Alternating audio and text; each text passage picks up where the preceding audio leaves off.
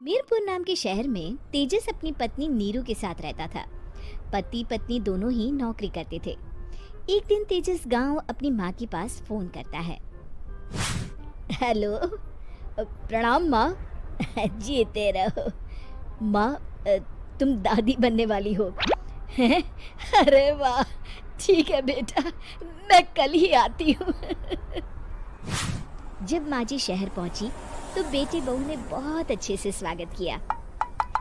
लीजिए माँ जी, चाय। अरे गर्मा गर्म पकोड़े ले आओ माँ के लिए।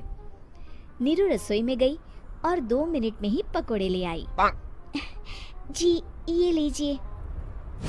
बहू, जादू से बनाए हैं क्या? अभी तो रसोई में गई थी। यमी।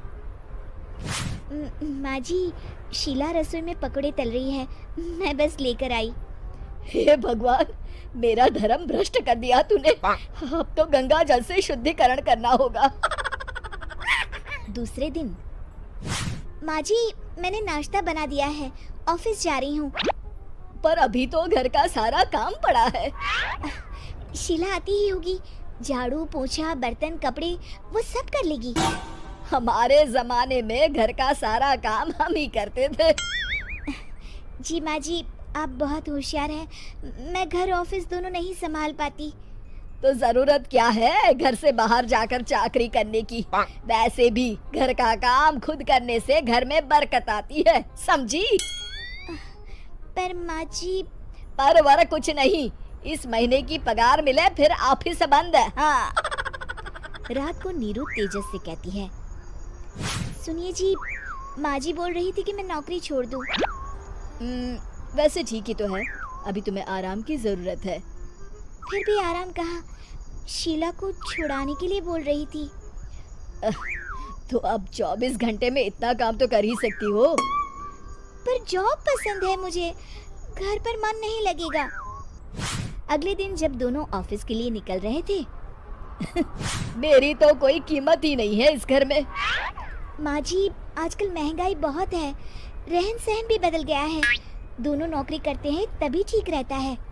अच्छा, तू कहना क्या चाहती है?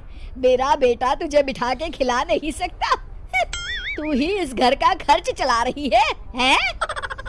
नहीं माँ जी, मेरा वो मतलब नहीं था।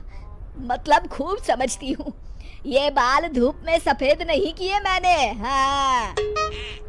अब तो ये रोज का काम हो गया था। तेजस भी रोज की झिकझिक से परेशान हो गया था। एक दिन उसने कहा, नीरू, वैसे भी तुम्हें मैटरनिटी लीव मिलने वाली है, तो अभी से ही छुट्टी ले लो। पर क्या, मेरी सैलरी अच्छी खासी है। आखिर नीरू ने रिजाइन कर दिया। जब बच्चा हुआ तो घर में सब बहुत खुश हुए। कुछ दिनों बाद तेजस फाइल देख रहा था। क्या हुआ तेजस, कुछ परेशान लग रहे हो? हाँ, वो हमारी जितनी सेविंग्स थी वो तो हॉस्पिटल में और छठी के फंक्शन में खत्म हो गई है नीरू। और अभी वैसे मंदी चल रही है तो मैं बोल रही थी कल मुन्ना को हेपेटाइटिस का टीका लगवाना है। नीरू, क्या पोस्टपोन नहीं कर सकते? नहीं जी, बिल्कुल नहीं। अब तेजस को समझ में आ रहा था कि उससे गलती हुई है। पैसों की कमी का असर घर के माहौल पर भी पड़ रहा था। अगले दिन, बेटा मेरा चश्मा और ये दवाइयाँ ले आना, पर्चा देते हुए माँ जी ने कहा। जी। तेजस, मुन्ना के लिए दूध का डिब्बा और डायपर भी ले आना, और ये किराने के सामान की लिस्ट है, इसे भी लाना है। तेजस गुस्से में लिस्ट मरोड़कर फेंकता है और चिल्लाता है, पैसे क्या पेड़ पर उगते हैं? ये ले आना, वो ले आना। अरे पर ये जरूरत का सामान ही है।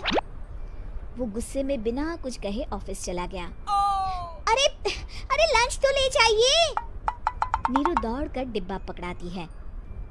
एक दिन खाना खाने के बाद, नीरू, अब तो मुन्ना कुछ बड़ा हो गया, तो अब तुम वापस ज्वाइन कर लो ना जॉब।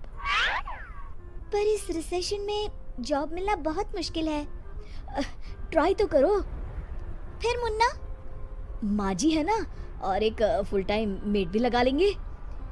पर माँ जी, उन्हें तो पसंद नहीं। तभी माँ जी वहाँ आ जाती है और प्यार से नीरू के सर पर हाथ फेरते हुए बोलती है, अब मेरी समझ में आ गया बहू, पहले के और अब के समय में अंतर है। तुम काम शुरू करो, मुन्ना की जिम्मेदारी मेरी। मेरी प्यारी माँ जी। ये कहकर नीरू उनके गले लग गई। शिक्षा, परिवर्तन संसार का नियम है, हमें भी समय के साथ चलना चाहिए। उम्मीद है कि आपको हमारी ये कहानी पसंद आई होगी। कृपया हमारे चैनल को सब्सक्राइब करें और सभी अपडेट्स के लिए बेल आइकन जरूर क्लिक करें। और हाँ, वीडियो लाइक और शेयर करना मत भूलिएगा।